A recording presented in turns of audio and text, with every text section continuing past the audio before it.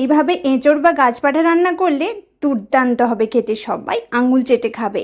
এতটাই ভালো লাগে খেতে যে মাছ মাংস ফেলে খাবে কথা দিচ্ছি। এর জন্য মিডিয়াম সাইজের একটা এঁচড় নিয়েছি। প্রথমেই ছুরিতে আর হাতে ভালোভাবে সর্ষের তেল নিয়ে নিয়েছি।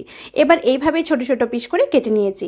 অনেকেই আছে যারা এঁচড়ে আঠা থাকার কারণে এঁচড় কাটতে ভয় পায়, তবে এইভাবে সর্ষের তেল দিয়ে এঁচড় কেটে নিলে এঁচড়ের আঠা একটুও হাতে লেগে যাবে না, আর খুব সহজে এঁচড়টা কাটা হয়ে যাবে।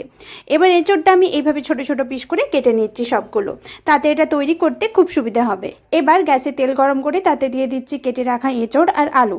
হলুদ গুঁড়ো, লঙ্কার গুঁড়ো আর লবণ দিয়ে ভালোভাবে এঁচড়টা ভেজে নিচ্ছি ঢাকা দিয়ে। ততক্ষণে এঁচড়টা হালকা সেদ্ধ হয়ে যাবে।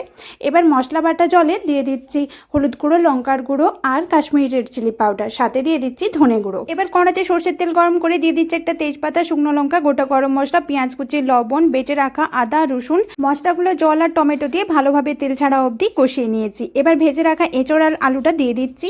2 মিনিটের জন্য এভাবে কষিয়ে নিচ্ছি। এবার ওপর থেকে মিট মশলা গরম জল দিয়ে ফুটিয়ে নিয়েছি।